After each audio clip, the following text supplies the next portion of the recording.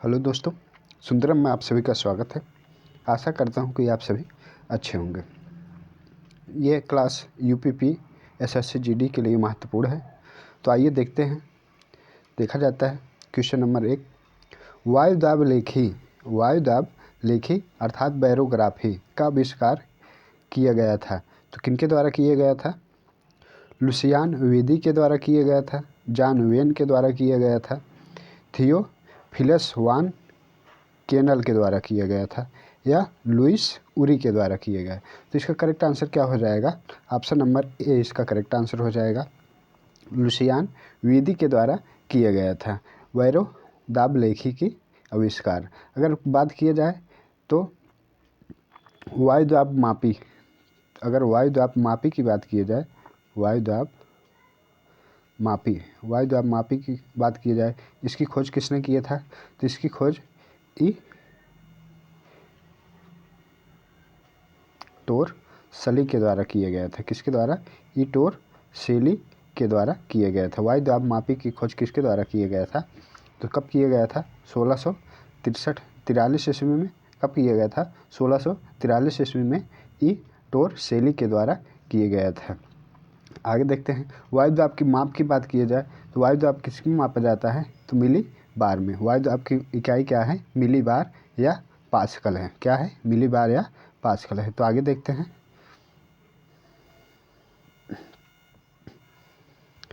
कश्मीर समस्या किन दो देशों के बीच में है? भारत चीन के बीच में है, भारत नेपाल के बीच में है, भारत पाकिस्तान के, भारत मालदीव। तो इसका करेक्ट आंसर क्या हो जाएगा?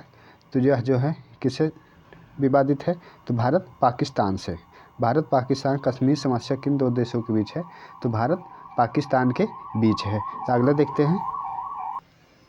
सी एनीमोन्स प्रजाति के अंतर्गत आते हैं। तो सी एनीमोन्स प्रजाति के अंतर्गत कौन आते हैं?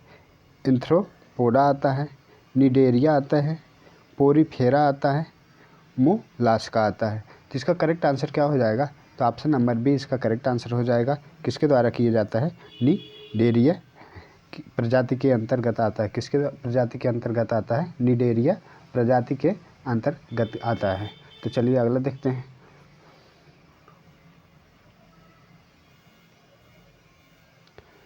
एलिफेंटा गुफा में है। तो महाराष्ट्र में है, उड़ीसा में है, राजस्थान में है, सिक्किम में है। तो एलिफेंटा कहाँ पर है? तो एलिफेंटा जो है वह महाराष्ट्र के कहाँ पर है? औरंगाबाद ज़िले में स्थित है। यह जो है महाराष्ट्र के औरंगाबाद ज़िले में स्थित है। यह जो है किसकी मूर्ति एलिफेंटा में किसकी मूर्ति प्राप्त है? इसमें क्या है? शिव की मूर्ति प्राप्त हुई है। किसकी? शिव की मूर्ति इसमें स्थित है। किसकी है? शिव की मूर्ति स्थिर है। एलिफेंटा कहाँ है? महाराष्ट्र के औरंगाबाद में, जिसे धारपुर गुफा के नाम से भी जाना जाता है। किसके? धारापुर गुफा के नाम से भी जाना जाता है। तो एलिफेंटा गुफा को किस नाम से जाना जाता है? धारापुर गुफा के नाम से भी जाना जाता है। तो आगे देखते हैं। निम्नलिखित में से उत्तर भारत का एक शास्त्रीय नृत्य है। तो उत्तर भारत का कौन सा नृत्य है? भरतनाट्यम है, कुचिपुड़ी है, कथकली है। तो इसका करेक्ट आंसर क्या हो जाएगा? तो इसका करेक्ट आंसर हो जाएगा ऑप्शन नंबर सी इसका करेक्ट आंसर हो जाएगा। कथक क्या है? यह उत्तर भारत का एक क्या है? शास्त्रीय नृत्य है। भरतनाट्यम की बात की जाए तो भरतनाट्यम कहाँ का है? तो यह तमिलनाडु का है। कहाँ का है? तमिलनाडु। भरतनाट्यम कहाँ का है? तमिलनाडु का है। कुचिपुड़ी की बात की जाए तो यह जो है आंध्र प्रदेश की है। कुचिपुड़ी कहाँ की है? आंध्र प्रदेश की है। अगर कथकली की बात की जाए तो कथकली कहाँ से संबंधित है? केरला से संबंधित है। भरतनाट्यम तमिलनाडु से है। कुचिपुड़ी कहाँ से है? आंध्र प्रदेश से संबंधित है। कथक कहाँ से? उत्तर प्रदेश से। कथकली कहाँ से? केरल से संबंधित है। तो अगला देखते हैं। रैलेक्ट एक्ट पारित हुआ था। कब हुआ था रैलेक्ट एक्ट पारित? तो 1919 में, 1921 में, 1929 में, 1916 में। तो इसका करेक्ट आंसर क्या हो जाएगा? ऑप्शन नंबर ए इसका करेक्ट आंसर हो जाएगा। रैलेक्ट एक्ट कब पारित हुआ था? 1919 में। कब पारित हुआ था? तो 1919 में पारित हुआ था। अगला देखते हैं।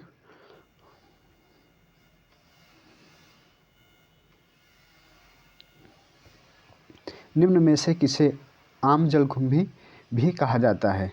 आम जलकुंभी भी कहा जाता है, किसे आम जलकुंभी कहा जाता है? तो इसका करेक्ट आंसर क्या हो जाएगा? एकोर्निया। एकोर्निया को जो है आम जलकुंभी के नाम से भी जाना जाता है। इसे क्या कहते हैं? एकोर्निया को जो है आम जलकुंभी के नाम से भी जाना जाता है। तो अगला देखते हैं। बृहस्पति ग्रह को बौनो ग्रह किस ग्रह को बौनो ग्रह कहकर संबोधित किया जाता है? किस ग्रह को बौनो ग्रह कहकर संबोधित किया जाता है? प्लूटो है, बुध हैं, बृहस्पति हैं, शनि है। तो इसका करेक्ट आंसर क्या हो जाएगा? तो इसका करेक्ट आंसर हो जाएगा ऑप्शन नंबर ए, इसका करेक्ट आंसर हो जाएगा। प्लूटो को जो है बौनो ग्रह से भी संबोधित किया जाता है। किसको? इसे जो है कब बाहर किया गया था? तो 2006 में। इसे बौनो ग्रह की श्रेणी से कब निकाला गया? तो 2006 में जो है यह पहले ग्रह में आता था, लेकिन 2006 के बाद इन्हें क्या कर दिया गया था? बौना ग्रह के रूप में जाना जाने लगा। किसके? बौना ग्रह के रूप में। कब से? 2006 से। अगर इसकी खोज की बात की जाए, इसकी खोज कब हुई थी? प्लूटो की खोज कब हुई थी? 1930 में।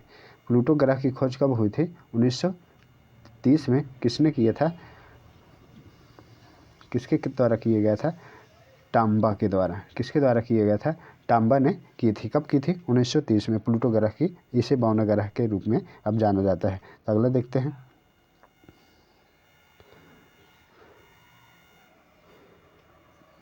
वर्ष 1928 में स्थापित ब्रह्म समाज के संस्थापक कौन था? तो ब्रह्म समाज के संस्थापक कौन थे? रविन्द्रनाथ टैगोर थे, सुभाष चंद्र बोस थे, सरदार वल्लभ भाई पटेल थे, राजा राम मोहन राय थे। तो ब्रह्म समाज की स्थापना कब की गई थी? तो 1828 ईस्वी में। किसके द्वारा किया गया था? राजा राम मोहन राय के द्वारा किया गया था। ब्रह्म समाज की स्थापना कब की गई? 1828 में। किसके द्वारा? राजा राम मोहन राय के द्वारा किया गया था। अगर राजा राम मोहन राय की बात की जाए, इन्हें क्या कहा जाता था? नवजागरण का अग्रदूत कहा जाता था। किसको? तो राजा राम मोहन राय को क्या कहते थे? नवजागरण का अग्रदूत कहा जाता था। अग्रदूत कहा जाता था। किसको? राजा राम मोहन राय को जो है नवजागरण का अग्रदूत कहा जाता था। इनके द्वारा भी स्थापित किया गया था। कब? 1815 ईस्वी में। 1815 ईस्वी में क्या स्थापित किया गया था? आत्मीय सभा। क्या? आत्मीय सभा स्थापित किया गया था। किसके द्वारा?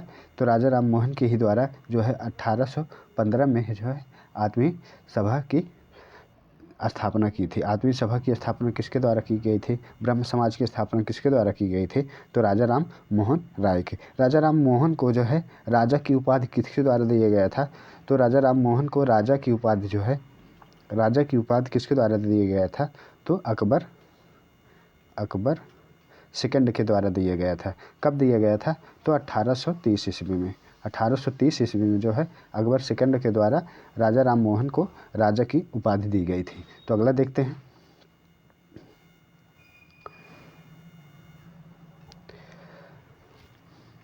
शाहजहां ने ताजमहल का निर्माण याद में करवाया था।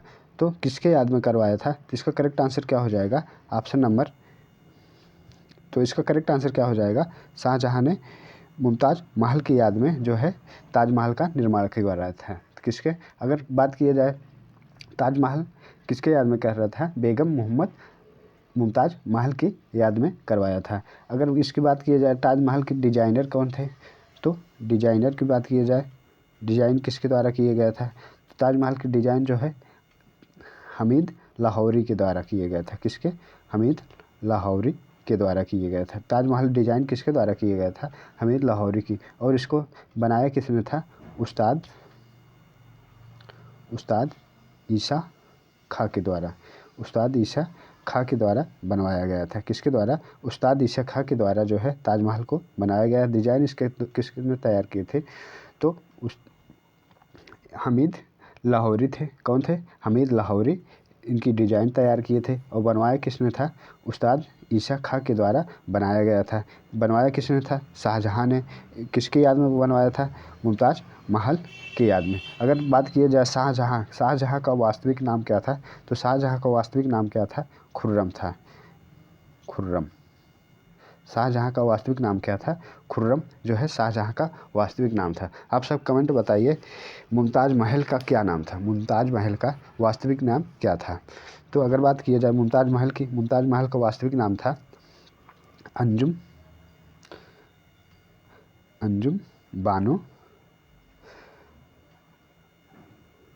बानो बेगम था। क्या था? अंजुम बानो बेगम, यह जो है मुमताज़ महल का वास्तविक नाम था। तो चलिए अगला देखते हैं। प्रथम फिल्म फेयर अवार्ड किस अभिनेता ने सर्वश्रेष्ठ अभिनेता का अवार्ड जीता था? देवानंद थे, राजेश खन्ना थे, दिलीप कुमार थे, अमिताभ बच्चन थे। प्रथम फिल्म फेयर अवार्ड तो किसने जीता था? प्रथम फिल्म फेयर अवार्ड। तो यह जो है करेक्ट आंसर क्या हो जाएगा इसका? ऑप्शन नंबर सी इसका करेक्ट आंसर हो जाएगा। दिलीप कुमार ने जीता था। किसने जीता था?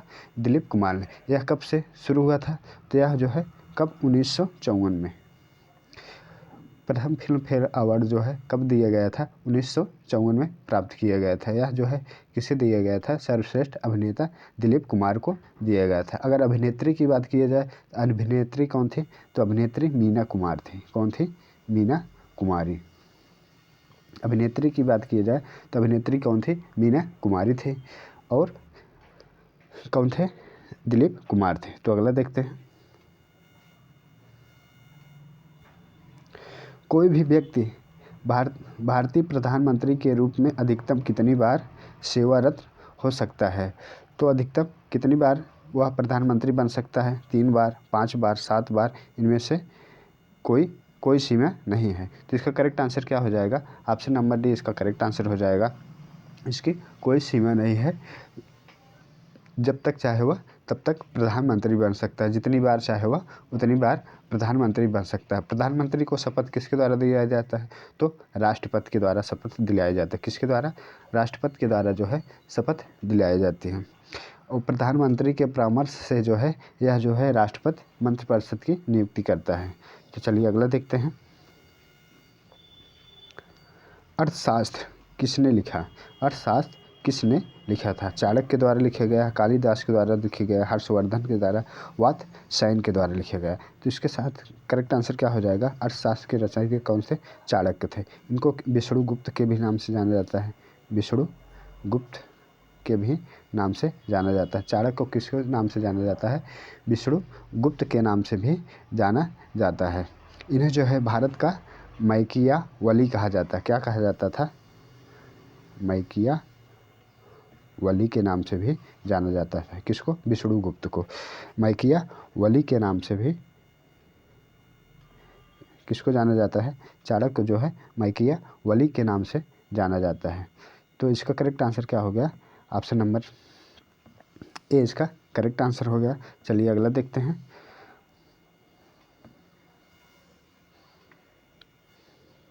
क्लोरोफिल में क्या होता है? क्लोरोफिल में क्या होता है? सोडियम होता है, पोटेशियम होता है, मैग्नीज होता है, मैग्नीशियम होता है।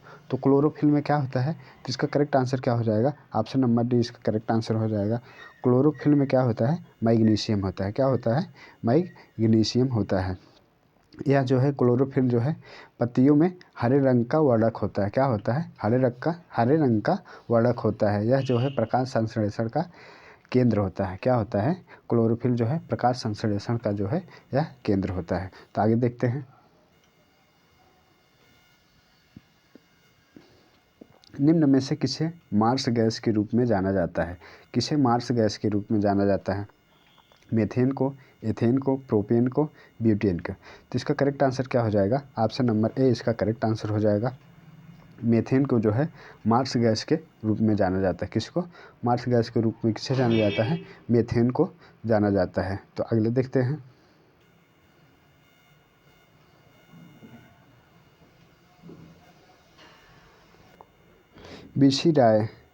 बीसी राय पुरस्कार किस क्षेत्र में दिया जाता है? तो यह किस क्षेत्र में दिया जाता है? संगीत के क्षेत्र में, पत्रकारिता के क्षेत्र में, चिकित्सा के क्षेत्र में, पर्यावरण के क्षेत्र में। तो जो है बीसी राय पुरस्कार जो है इसका पूरा नाम क्या हो जाएगा? विधान चंद राय पुरस्कार। क्या था? विधान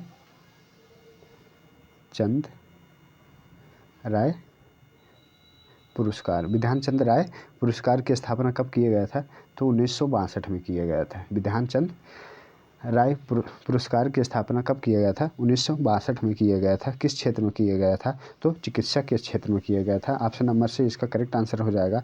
विधान चंद्र राय पुरस्कार जो है कब शुरू किया गया, स्थापना कब की गई थी? 1962 में। किसके क्षेत्र में की गई थी? तो चिकित्सा के क्षेत्र में किया गया था। किसके द्वारा किया गया था? चिकित्सा के क्षेत्र में किया गया। ऑप्शन नंबर से इसका करेक्ट आंसर हो जाएगा। अगला देखते हैं, दामोदर वैली कॉरपोरेशन क्या है? दामोदर वैली कॉरपोरेशन क्या है? संवैधानिक निकाय है, दामोदर घाटी की देखभाल करने वाला नगर निगम है, बिहार में स्थित निजी उद्यम है, गैर सरकारी संस्था है। तो इसका करेक्ट आंसर क्या हो जाएगा? ऑप्शन नंबर ए इसका करेक्ट आंसर हो जाएगा। यह क्या है? संवैधानिक निकाय है। क्या है? संवैधानिक निकाय है। ऑप्शन नंबर ए इसका करेक्ट आंसर हो जाएगा। अगला देखते हैं, भारत में सर्वोच्च वीरता पुरस्कार कौन सा है? सर्वोच्च वीरता पुरस्कार कौन सा है? तो वीर चक्र है, परम विशिष्ट सेवा पदक है, कीर्ति चक्र है, परमवीर चक्र है। तो इसका करेक्ट आंसर क्या हो जाएगा? तो ऑप्शन नंबर डी इसका करेक्ट आंसर हो जाएगा। परमवीर चक्र है। भारत में सर्वोच्च वीरता पुरस्कार जो है क्या है? परमवीर चक्र है। तो क्या है? परमवीर चक्र है। अगला देखते हैं,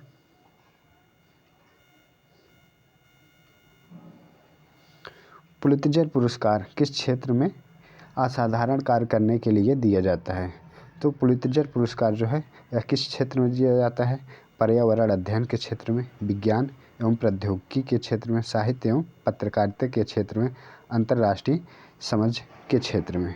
तो इसका करेक्ट आंसर क्या हो जाएगा? तो ऑप्शन नंबर से इसका करेक्ट आंसर हो जाएगा। साहित्य एवं पत्रकारिता के क्षेत्र में दिया जाता है। पुलित्जर पुरस्कार जो है किस में दिया जाता है? साहित्य एवं पत्रकारिता के क्षेत्र में यह दिया जाता है। तो ऑप्शन नंबर सी इसका करेक्ट आंसर हो जाएगा। अगला देखते हैं, भारतीय रिजर्व बैंक का लेखा वर्ष है। भारतीय रिजर्व बैंक का लेखा वर्ष है।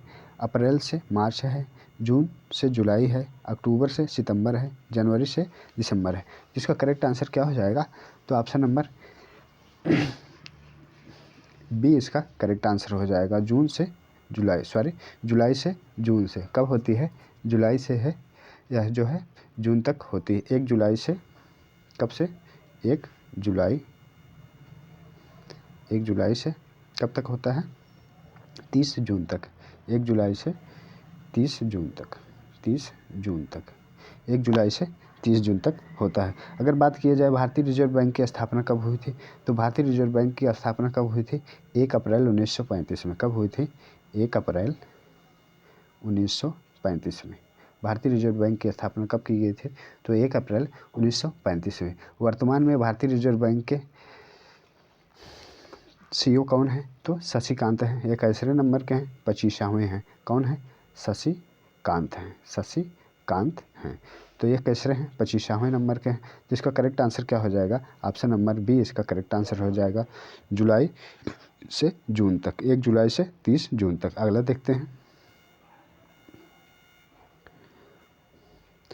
संविधान में निम्न में से किसके बारे में उपबंध नहीं है?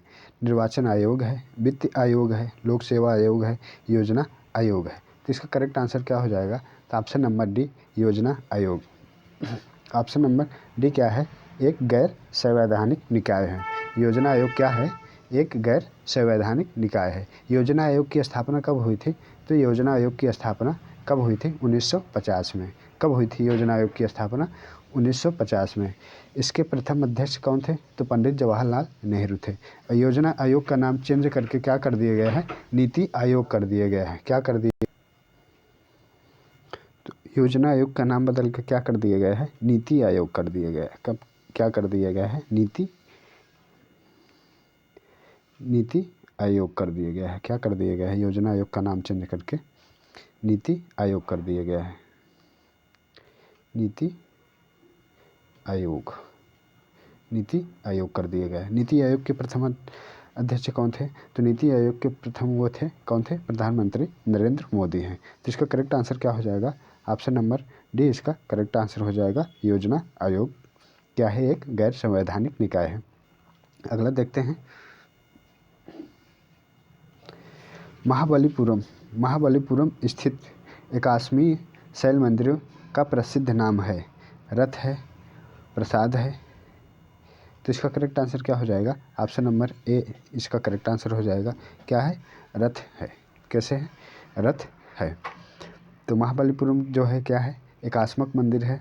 यहाँ जो है पत्थरों से काटकर बनाया गया है, जिसे जो है रथनुमा बनाया गया है। कैसे बनाया गया है? रथनुमा बनाया गया। इसका करेक्ट आंसर क्या हो गया? ऑप्शन नंबर ए इसका करेक्ट आंसर हो गया। चलिए अगला देखते हैं,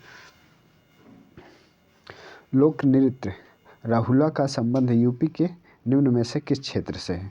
राहुला नृत्य का संबंध किससे संबंधित है? पूर्वी क्षेत्र से है, पश्चिमी क्षेत्र से है, मध्य क्षेत्र से है, बुंदेलखंड क्षेत्र से है। तो इसका करेक्ट आंसर क्या हो जाएगा? तो इसका करेक्ट आंसर हो जाएगा ऑप्शन नंबर डी इसका करेक्ट आंसर हो जाएगा। किस क्षेत्र से है? बुंदेलखंड से संबंधित है। किससे संबंधित है? बुंदेलखंड से संबंधित है। कौन सा? राहुला नृत्य जो है बुंदेलखंड से संबंधित है। अगर उत्तर प्रदेश की प्रमुख लोक नृत्य की बात की जाए तो कौन कौन से हैं? रास नृत्य है। क्या है? रास नृत्य है। रास नृत्य। और कौन सा है? रास नृत्य है। रास नृत्य है। और कौन से हैं? मयूर नृत्य है, धोबिया नृत्य है और चारकुला नृत्य है। चारकुला यह पूछा जाता है, बहुत महत्वपूर्ण है। चारकुला नृत्य कहाँ से संबंधित है? तो यह भी उत्तर प्रदेश से संबंधित है।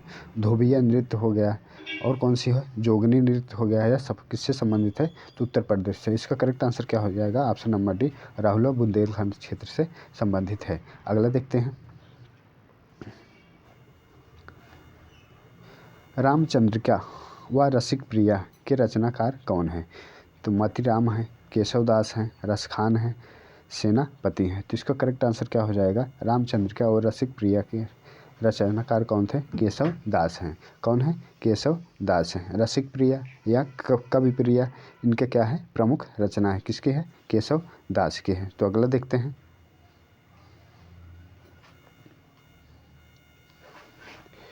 रक्त का रंग निम्न में से किसकी उपस्थिति के कारण लाल होता है? तो किसकी उपस्थिति के कारण जो है रक्त का रंग लाल हो जाता है? जिसका करेक्ट आंसर क्या हो जाएगा? ऑप्शन नंबर डी इसका करेक्ट आंसर हो जाएगा। किसके कारण लाल होता है? तो हीमोग्लोबिन के कारण जो है रक्त कैसे हो जाता है? लाल हो जाता है। किसके कारण? हीमोग्लोबिन के कारण जो है रक्त लाल हो जाता है। अगला देखते हैं, निम्न में से किसे सफ़ेद हाथियों का देश कहा जाता है? तो सफ़ेद हाथियों का देश कौन सा है? थाईलैंड है, अफ्रीका है, क्यूबा है, टर्की है। तो इसका करेक्ट आंसर क्या हो जाएगा? ऑप्शन नंबर ए थाईलैंड को जो है सफ़ेद हाथियों का देश कहा जाता है। किसको? थाईलैंड को सफ़ेद हाथियों का देश कहा जाता है। अगला देखते हैं, भारत का राष्ट्रीय वृक्ष कौन सा है? भारत का राष्ट्रीय वृक्ष कौन सा है? पीतल है, सागवान है, बरगद है, नारियल है। तो भारत का राष्ट्रीय वृक्ष कौन सा है? तो जो है यह क्या है? बरगद है। अगर उत्तर प्रदेश की बात की जाए, उत्तर प्रदेश का राजकीय वृक्ष कौन सा है? तो यह क्या है? अशोक है। उत्तर प्रदेश का राजकीय वृक्ष कौन सा है? अशोक का पेड़ है। तो इसका करेक्ट आंसर क्या हो गया? भारत का राष्ट्रीय वृक्ष कौन सा है? तो बरगद है। अगला देखते हैं, सीमांत गांधी किसे कहा जाता है? सीमांत गांधी किसे कहा जाता है? शेख अब्दुल्ला को, मणिलाल गांधी को, खान अब्दुल गफ्फार खान को, गोपाल कृष्ण गोखले को। तो इसका करेक्ट आंसर क्या हो जाएगा? ऑप्शन नंबर सी इसका करेक्ट आंसर हो जाएगा। ऑप्शन नंबर सी इसका करेक्ट आंसर हो जाएगा। खान अब्दुल गफ्फार को जो है सीमांत गांधी के नाम से भी जाना जाता है। इनका जन्म कहाँ हुआ था? पाकिस्तान में। कब हुआ था? तो 1890 में। कब हुआ था? 1890 पाकिस्तान में हुआ था। मृत्यु की बात की जाए तो मृत्यु कब हुई थी? 1988 में। 1988 में इनकी जो है मृत्यु हुई थी। कब हुई थी? 1988 में इनकी मृत्यु हुई थी। तो अगला देखते हैं, निम्न में से कौन से ईंधन से सबसे कम पर्यावरण प्रदूषित होता है? डीजल से, केरोसिन से, हाइड्रोजन से, कोयला से। तो इसका करेक्ट आंसर क्या हो जाएगा? ऑप्शन नंबर सी इसका करेक्ट आंसर हो जाएगा। हाइड्रोजन करेक्ट आंसर हो जाएगा। किससे? हाइड्रोजन इसका करेक्ट आंसर हो जाएगा। यह जो है क्या है? एक रासायनिक तत्व है। हाइड्रोजन जो है क्या है? एक रासायनिक तत्व है। यह सबसे हल्का भी है। क्या है? यह सबसे हल्का तत्व है। क्या है? हाइड्रोजन जो है सबसे हल्का तत्व है। यह ब्रह्मांड में जो है प्रचुर मात्रा में पाया जाता है। किसमें? ब्रह्मांड में यह जो है प्रचुर मात्रा में पाया जाता है। अगला देखते हैं, हवा महल कहाँ स्थित है? तो हवा महल कहाँ पर स्थित है? मथुरा में है, उज्जैन में है, जयपुर में है, वाराणसी में है। तो हवा महल कहाँ पर स्थित है? जयपुर राजस्थान में स्थित है। कहाँ पर? जयपुर राजस्थान में हवा महल स्थित है। इसका करेक्ट आंसर क्या हो गया? ऑप्शन नंबर से इसका करेक्ट आंसर हो गया। तो आज के लिए बस इतना है। आशा करते हैं वीडियो पसंद आया होगा। बहुत बहुत धन्यवाद।